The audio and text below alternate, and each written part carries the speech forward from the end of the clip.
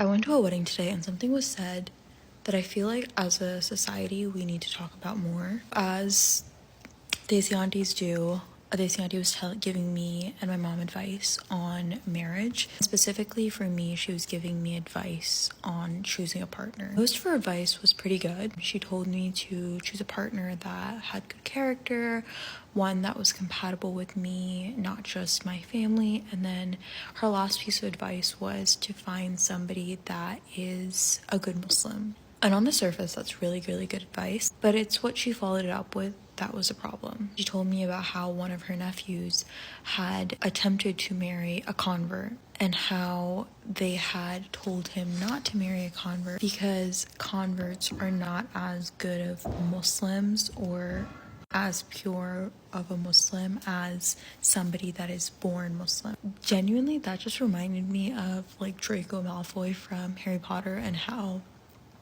they talk about like purebreds, like saying that a Muslim that was not born Muslim is like less trustworthy of a Muslim or not as good or isn't at that level is so inherently wrong. Yes, born Muslims can be amazing Muslims, but somebody that chose to convert to a different faith most likely did a lot more research when choosing that faith than someone that was just born Muslim. And in some cases, people that choose Islam or choose to become Muslim are much better and much more practicing Muslims than somebody that was born Muslim. I think people forget that when converts choose Islam, a lot of them are leaving behind their communities, their families, and in general just their comfort zone. And they do it for the sake of like Allah and Islam, not because it's an easier route to take. As Muslims, we need to show converts more admiration and stop isolating them and being suspicious of them. That insider versus outsider mentality is creating a division in our ummah. Okay, now I'm just ranting, but yeah, let's get it together.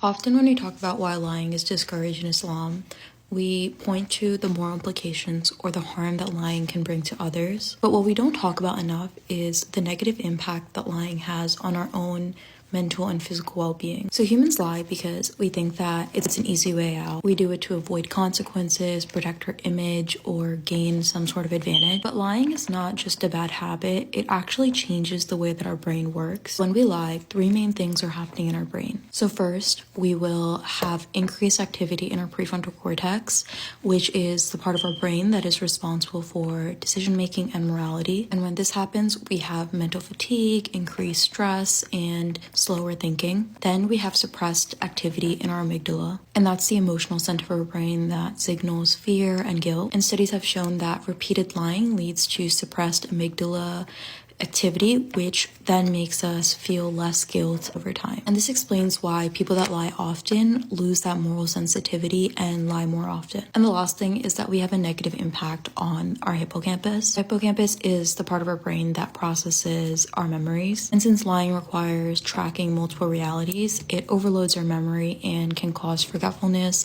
and sometimes paranoia. This is why chronic liars oftentimes have a hard time recalling what they said. Outside of the negative impacts on our brain, lying also activates our sympathetic nervous system, which is our body's fight and flight response. And so when we lie, our body treats it like a stressful event and will release cortisol, which is our stress hormone. Chronic stress can lead to increased risk of heart disease, strokes, and hypertension. Elevated levels of stress can also suppress your immune system, which makes habitual liars more prone to colds, infections, and long-term health issues. So even though we think that lying is protecting us or saving us in the short term, which it might if you get away with a lie, it actually does more harm to us in the long term, mentally, physically, and spiritually. Something that I love talking about and I truly believe is at the core of our human experience is the concept of neuroplasticity. And I've talked about it before, but it's just the concept that our brains are not fixed but flexible, and we are capable of constant change and adaptability based on our environment and experiences. I'm not going to talk about the science of it today.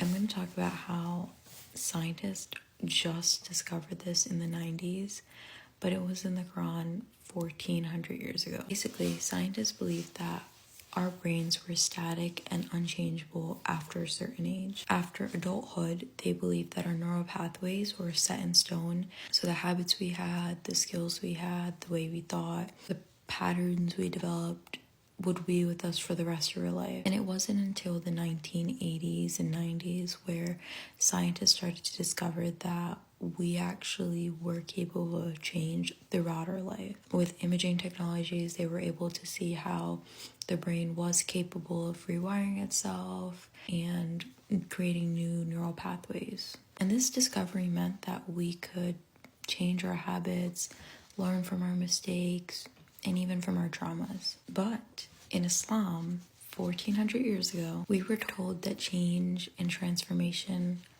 was always possible. And no matter how far we strayed, we could always find our way back. We're also taught about repentance, which is tawbah, which basically says that we are never beyond redemption and that change, transformation is always within our reach. But we're also taught that repentance is not just about words, but consistent action that's taken. And now, centuries later, science has proven that in order to make a change or transformation, you not only have to make that conscious choice, but support it with consistency and commitment. It's crazy to me that this concept of change and transformation was encouraged in the Quran 1400 years ago, but was just discovered by science in the late 80s and 90s.